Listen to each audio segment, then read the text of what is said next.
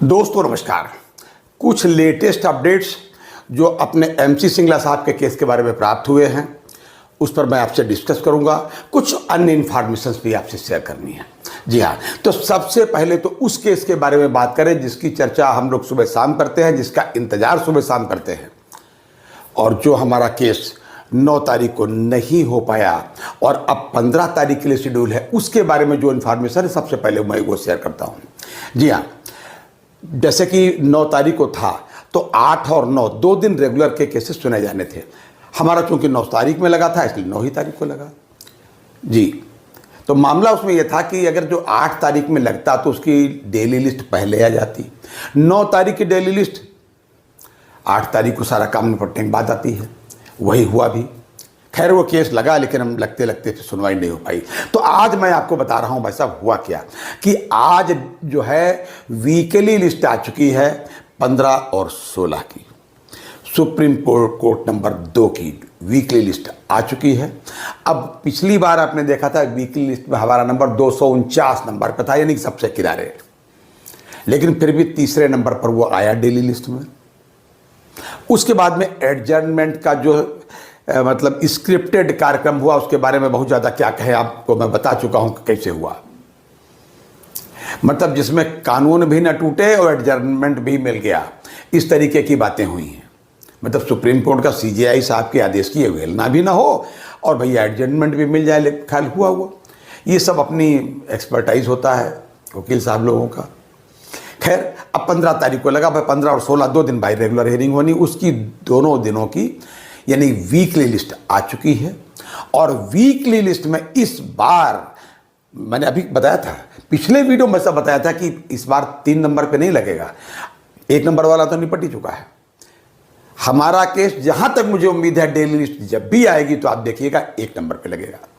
तो मैं आपको बता दूं कि वीकली लिस्ट जो आज अभी आई है, अभी प्राप्त हुई है, उस वीकली लिस्ट में हमारा नंबर जो है यानी एमसी सिंगला साहब का केस का नंबर 95 है। जी, हम काफ़ी उम्मीदें कर सकते हैं इससे। हाँ, एक ड्रॉबैक इसमें दिखता है, लेकिन उस ड्रॉबैक की हम चिंता नहीं करते क्योंकि मुझे मालूम है कि इसमें क्या क्या हो सकता है। ड्रॉबैक ये है भाई साहब, हम लोगों का जो रेगुलर केस है इसको 2 जजेस सुनते हैं, ऑनरेबल जस्टिस विक्रमनाथ साहब और ऑनरेबल जस्टिस संदीप मेहता साहब। लेकिन इसमें जो लिस्ट निकली है ये वीकली वाली, दोनों दिन की जो भी है, 2 नंबर की, तो कोर्ट नंबर 2 की बात कर रहा हूं। तो इसमें ये जो लिस्ट है इसमें जो दिख रही है उसमें जजेस 3 हैं, ऑनरेबल जजेस 3 हैं, एक जजेस बिश्नोई साहब और है। अब मामला ये है कि अगर ये ऐसे ही रहा तो हमारा मामला टल सकता है 15 तारीख को, लेकिन चिंता करने की बात नहीं है। मुझे ये उम्मीद है कि कुछ केसेस बहुत ही महत्वपूर्ण होते हैं मिसलेनियस केसेस में भी, जिनमें कैपिटल पनिशमेंट इस तरीके की बातें होती हैं। हो सकता है कि लंच तक या कुछ समय तक वही चले। जी, इस वजह से ये 3 जजेस रहें और उसके बाद 2 ही जज उस बेंच में रहें, ऐसा हो सकता है। ये सुप्रीम कोर्ट है, आप मान लीजिए ऐसा होता भी है। और अगर आप कहें कि साहब अगर ऐसा ना हुआ तो मैं आपको बता दूं कोई चिंता की बात नहीं है। अगर 15 तारीख को 3 जजेस की बेंच ही रही तो आप बिल्कुल 100% श्योर मान लीजिए कि हमारा केस फिर 16 तारीख को अवश्य पहले नंबर पर सुना जाएगा। जी, तो इसलिए कोई चिंता की बात नहीं है। अगर हमारा केस 9 तारीख को नहीं सुना गया तो जरूर कुछ ना कुछ भगवान बढ़िया बात उसमें सोचते हैं।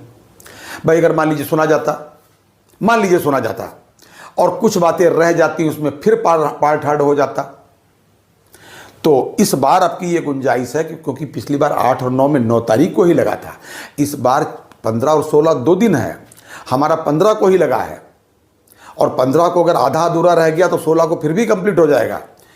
ये अलग बात है कि मैंने भी आपको बताया कि साहब उसमें तो केवल 3 जजेस आए हैं, मतलब 2 की जगह पे, तो हो सकता है कि लंच तक ये रहें, 3 जजेस की बेंच लंच के बाद शुरू हो, तब हमारा नंबर 1 नंबर पे लगे।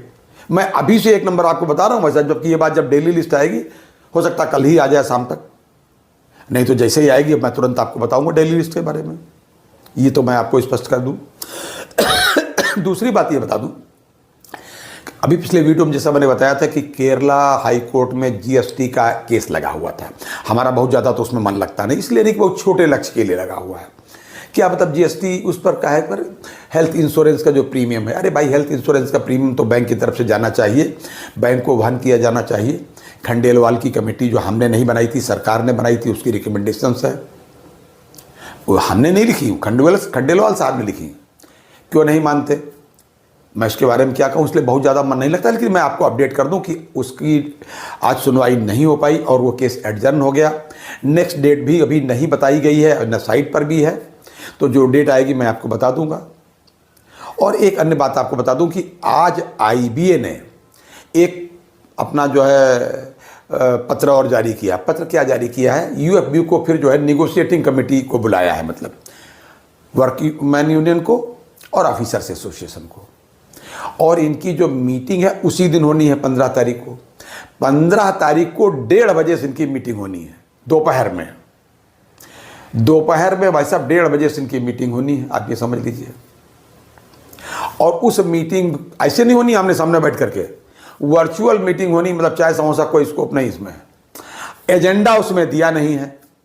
अब उसके इनको क्या है मामला कि एक यूनियन है AIBOA, उसमें 2 फाड़ हो चुके हैं, एक नागराजन साहब चलाते हैं और एक खान साहब चलाते हैं। यूएफबीयू में जब 9 कॉन्स्टिट्यूंट्स को बुलाना होता है तो एक साथ में ये खान साहब को बुलाते हैं, लेकिन क्योंकि इधर नागराजन साहब ने कोर्ट में केस कर रखा हुआ, तो कोर्ट का जो निर्देश है उसके तहत इनको भी बुलाना पड़ता है, नागराजन साहब को। उनकी चिट्ठी अलग से जाती है, मैं दोनों चिट्ठी ये डाल दे रहा हूँ।